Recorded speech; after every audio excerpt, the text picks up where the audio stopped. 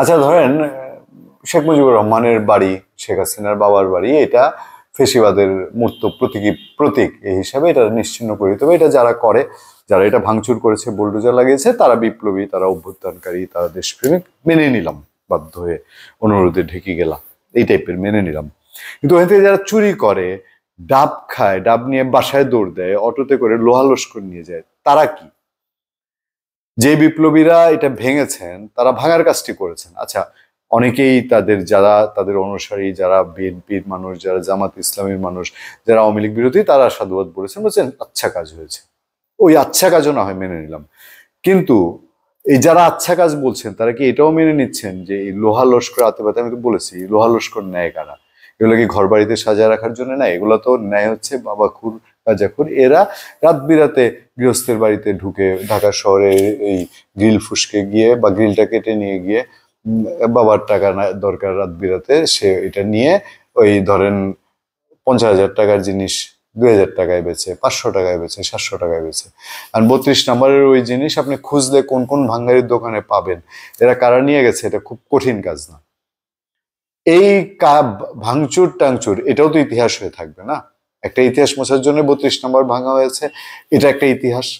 সেই ইতিহাসের সাথে এই ইতিহাসটা তো লেখা হবে যে এখানে তখন কি বলা হবে, বিপ্লবীরা, আন্দোলনকারীরা, অভ্যুত্থানকারীরা, তারা এসে এসব লোহা লস্কর নিয়ে গেছে।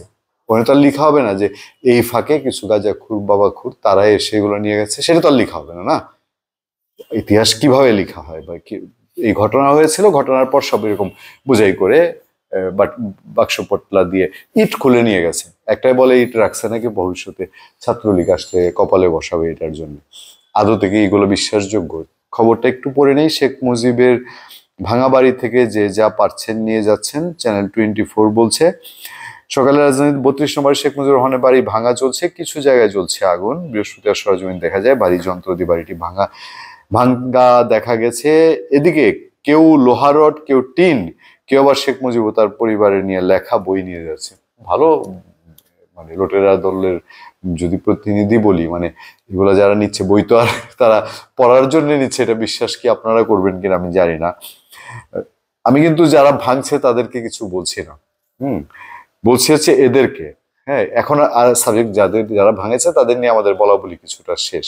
হ্যাঁ, এই যারা এইসব নিচ্ছে বইপত্র সহ, হ্যাঁ, তাদের দেশেই এই বানিয়ে রড লোহার মতো নির্মাণ সামগ্রী রাত থেকে মানুষ নিয়ে যাচ্ছে। যারা নিচ্ছেন তাদের অধিকাংশ নিম্ন আয়ের মানুষ। বলেছিলাম না, যারা ওই বুলডোজার নিয়ে ভাঙতে গেছে, স্লোগান দিছে, এরা এরকম না। কিন্তু ওই যে নিম্ন আয়ের মানুষ বলছে, আমি একটু চাচাছোলা হয়ে বলেছি আর কি, বাবা গাজার জন্য যাদের প্রয়োজন তারা নিচ্ছে, কিন্তু দায়টা কাদের উপরে আসবে এটা মনে করে দিচ্ছি। কেউ আবার পথ শিশু, সকাল থেকে মানুষ আরো বেশি নিচ্ছে, রাতে তো অন্ধকারে নিতে পারে নাই, কি করবে, দিনের আলো উঠছে, নিতেই তো হবে। আর এগুলো ফেলায় রেখে লাভ আছে? এগুলো দিয়ে তো আর কিছু হবে না ভবিষ্যতে। অনেকে ভবনের ভেতরে পড়ে থাকা বইসহ বিভিন্ন জিনিস নিয়ে যাচ্ছে। এখন এই জিনিসপত্র নেয়ার ট্রেডিশন শুরু হয়েছে গণভবন থেকে। আবার কেউ কেউ পরে তাদের মধ্যে রাতের বেলা মনে হয় কিছু নাজিল হয়েছে, তারা আবার স্বপ্ন টপ্ন দেখে পরের দিন কিছু ফেরতও দিয়েছে। তবে এইবার যারা নিচ্ছে বোঝা যাচ্ছে এরা ফেরত দেওয়ার জন্য নিচ্ছে না, কারণ ফেরত দেওয়ার কোনো জিনিসই তো নাই। ধন্যবাদ সবাইকে, ভালো থাকবেন। আবার দেখা হবে আপনাদের সঙ্গে। আমি আতিক রহমান, পূর্ণিয়া।